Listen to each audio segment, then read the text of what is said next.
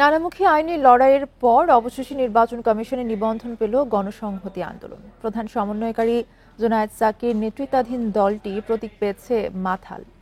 EC সচিব শফিউল আজিম এই সংক্রান্ত প্রজ্ঞাপন জারি করেছেন। এদিকে নিজ দপ্তরে ইসি সচিব বলেছেন, কমিশন থেকে অন্য কোনো সংস্থায় এনআইডি কার্যক্রম সরিয়ে নিলে ভোটার তালিকা নিয়ে প্রশ্ন উঠবে।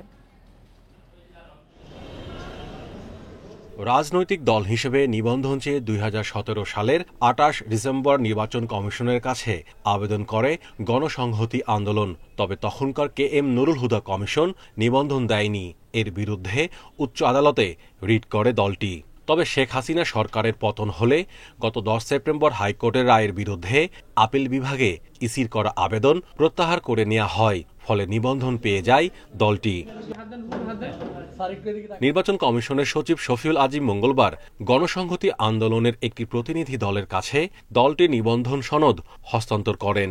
মাথাল মার্কায় আমাদের প্রতীক হিসেবে গ্রহণ করেছি। পুরো নিবন্ধন বিধিমালায় পরিবর্তন করা দরকার, কারণ এই যে রাজনৈতিক দল নিবন্ধনের যে আইন এবং বিধি তৈরি করা হয়েছে, সেটা বাংলাদেশের যে জনগণের গণতান্ত্রিক অধিকার, সে অধিকারকে ক্ষুণ্ণ করে। পূর্ববর্তী কমিশন ওনারা সিদ্ধান্ত নিয়েছেন, ওনারা আপিল থেকে সরে আসবেন। আদালতের আদেশ এবং কমিশনের অনুমোদনের সাপেক্ষে গণসংহতি আন্দোলন আজকে রেজিস্ট্রেশনের তাদের যে প্রক্রিয়া ছিল সেটা সম্পন্ন করেছে। ইসি সচিব সাংবাদিকদের সাথে আলাপকালে জানান, ইসির কাছে এনআইডি বেশি সুরক্ষিত। অন্য কোথাও এনআইডি গেলে ভোটার তালিকা নিয়ে প্রশ্ন উঠবে। এটি কমিশনের আওতায় থাকা উচিত। হঠাৎ করে এনআইডিটাকে যদি আপনার অন্য কোনো নির্বাহী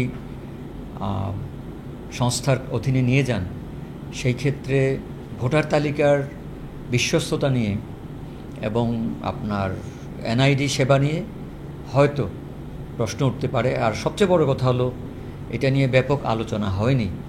এনআইডি স্বরাষ্ট্র মন্ত্রণালয়ের অধীনে নেওয়ার জন্য বিগত আওয়ামী লীগ সরকারের সিদ্ধান্ত আইন বহির্ভূত।